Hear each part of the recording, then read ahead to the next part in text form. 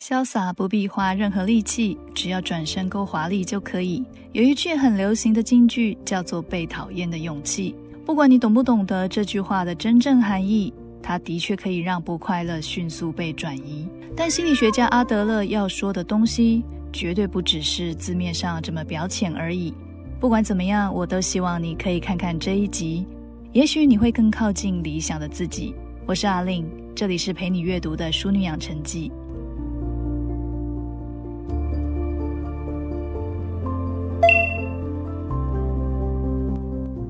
完美主义的人经常对自己不满意，聚焦在缺点，不断审视自己无法拥有的东西。阿德勒说，会将我的脸看得这么仔细的人，只有我自己而已。因为明白了这个道理，我们开始学习不完美主义，决定尽情做自己。但在此之前，我们可以去想想，你过去会有完美主义是为什么？完美主义的核心是因为不能接受自己的平凡无奇，所以你告诉自己不能犯错，但是这其实是一种自我意识的过剩，是你过于放大了自己。要做到被讨厌很容易，只需要躺平就没有问题。但这个勇气到底指的是什么？关于被讨厌的勇气，阿德勒其实是要告诉你，希望我们能试着去看见自己只是一个普通人的局限性，但是我们能够为了更接近心中的理想，去找到克服自身不足并战胜恐惧的勇气。当我们打开手机 GPS， 总有自己习惯的设定，偏好避开高速公路，或者是希望步行时间较短，还是转乘次数最少。我们的人生也是一样，每个人都有一张自己的地图，阿德勒称之为生活风格。每个人的人生航向终点都是死亡，但风景路径却大不相同。选择什么样的路径来自于我们的人生信念的差异，还有我们心里有一些下决策考量的优先顺序。当我们意识到我现在不想要再听从 Google Map 的推荐路线了，当我们意识到我怎么总是鬼遮眼，爱挑那些难走又塞车的人生道路，这时我们可能就要察觉，以往在做出决策之前，自己是不是属于那种打开 Google Map 想都不想就直接上路的个性。试试看，你可以点一下手机的右上角，改变你的人生风格，改变自己的设定。这个时候我们会开始更客观，更有意识地看待自己的每一个思想跟决定。这个时候我们可能会发现，想都不想直接上路不代表你很帅，只是代表着你有着自己的盲点与惯性。下次绝对会更好，这次失败没关系，这样的口号我们经常在听。这句话的隐含之意其实是我拥有100分的实力，而这次只是不小心失误而已。这些自我肯定的口号是一种不肯面对现实的消极与逃避，不去看到自己真正能力不足的超方便手段。如果不去经常自我肯定，那么我们可以做什么呢？我们可以试着自我接纳，试着去接受60分的自己，试着去接受自己会为了靠近100分而去努力。当你承认了自己的极限，接受自己是一个不完美的人，就会诚实去看到自己的缺点跟错误，知道下一次如何再避免失误。想要变得更进步是人类的本能，在阿德勒的理论里，自卑感是一个好东西，因为它让你知道自己的不足在哪里，然后能够看见跟理想自我的落差。所以自卑感会让你想办法自我超越，这是一种成长的刺激。但是常常觉得别人比我好的那种感觉是什么呢？这样的感觉属于自卑情结。自卑情结说的是，我们透过别人比我好的这个借口，将错误与失误变得合理化。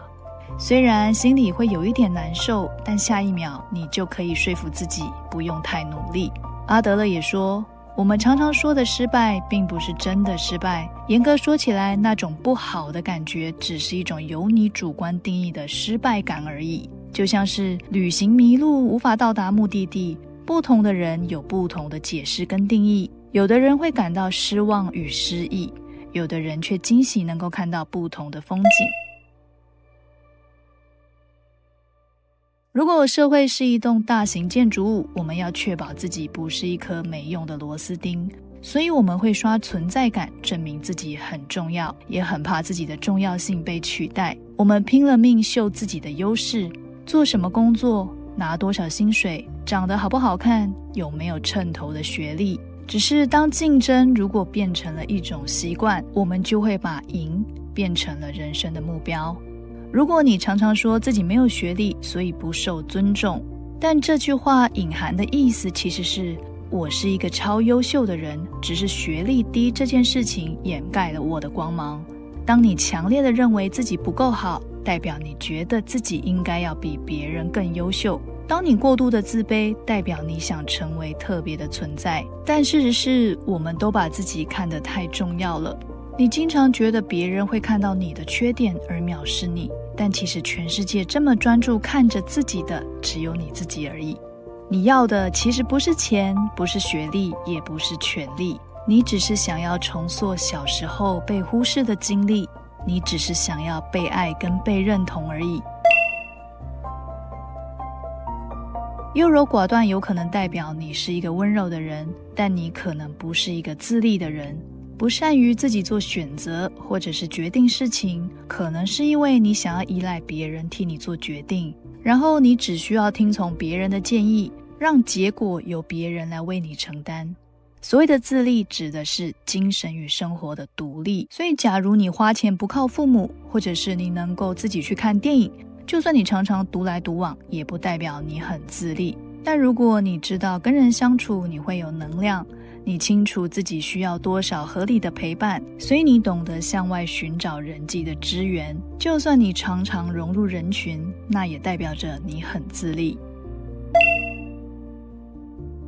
称赞是一种上位者对下位者的行为，也是一种隐性操控的手法。当父母称赞孩子，会说你做得很棒，下次再接再厉，那是为了希望小孩能够更接近自己的期许。回到一般的人际关系，当你称赞你的朋友，虽然你是一片好心，但也代表着你认为你跟他之间是一种上跟下的垂直关系。如果要回到人跟人之间的平等关系，其实你说出一声谢谢你，会比你好棒更加的动听。乐天指的是天生的性格与个性比较擅长往好的方面去想，所以会经常告诉自己没关系，事情到最后会很顺利。但是某方面来说，这就有点像是摆烂跟逃避。但乐观指的是你诚实的面对事实，采取当下能够做的积极决定，即使是看清事实做出不得不的放弃，那也是一种乐观。过去的事影响了现在，叫做因果论。但因果论是真的吗？单亲家庭长大的人也许未来可能会离婚，可是幸福家庭长大的人后来也有可能会离婚。反过来说，任何家庭成长出来的孩子，未来都有迎接幸福的可能。所以因跟果并不存在必定的关系，原生家庭影响命运并不是那么绝对。但为什么我们会喜欢讲原生家庭造成了我们的不幸呢？那是因为这会让我们面对现在的不如意变得心里比较好过。所以任何的过往经验不是你幸福的原因，也不是你不快乐的原因。根据统计，人们经常会夸大记忆里的负面经验，低估曾经发生的正面经验。所以阿德勒认为，经验没有真正的好坏，我们怎么去诠释看待这些经验的意义才更重要。我们会对生命中某些过客说，我觉得你变了。但事实上，一个人的质变从很早就开始了。通常这个是一个渐进的过程，分为5个阶段。第一个是思考前期，我们会开始意识到好像有点怪怪的，但这个时候我们并不想改变，毕竟舒适圈还是比较温暖。之后会来到思考期，我们会开始发现自己越来越常摔倒，这个时候我们会告诉自己，我不想再摔倒了，也下定决心要改变。然后就会进入准备期，这时会开始搜集改变的策略，像是设立目标、制定计划，或者是参考别人的意见。阅读书籍、参加课程也是一种方法。如果面对改变有一点漫无头绪，书里有提供一个重点，就是试试看去想象这件事如果发生在别人的身上时，你会希望他怎么做。再来是行动期，这个时期你会想回到过去，试着让故事继续。你当然可以回到过去，但你要知道你已经历经前3个阶段了。当你想要回去舒适圈，就像是叫你去喝一碗被人吐过口水的汤，尝起来味道没问题，喝下去也不会生病。但你心里真正的想法其实是，我发誓我绝对不会喝它。最后你会来到维持期，虽然你前面已经发生了突破跟改变，但有可能你会想要放弃持续改变，所以这个阶段怎么维持会很重要。这里的小建议是，可以试着犒赏自己，给自己奖赏。当你将改变变成一种习惯，时间久了，你的核心信念就会完全的走向真正的改变。虽然历经上面的历程可能会有一点辛苦，但人生的这种改变，我们称之为必要的成长之痛。最后是我的结语时间。如果你没有看过阿德勒的自卑与超越，或者是岸见一郎的被讨厌的勇气，那我会建议你可以看看今天我介绍的这本书，因为这本书引用了很多阿德勒的心理学理论，但是讲得非常生活化，也很好入口。然后我也想分享一点阅读的小心得。我知道很多经典的书非常有名，但你可能翻了一页就超想睡。通常这种时候，我会建议你可以去网络搜看看有没有台湾的作者去承袭了这个理论或思想，也去写了类似的书。我自己是觉得这些台湾作者写的书，不管是心理咨商师或者是其他专业领域的作者，他们通常写的书会比这些翻译经典更为白话，也更容易读。当然啦，如果你收看《淑女养成记》，让我把重点说给你听，也是另外一种吸收书籍知识的好方法。总而言之，谢谢你收看今天的《淑女养成记》，我是阿令，下次我们再一起分享好书哦。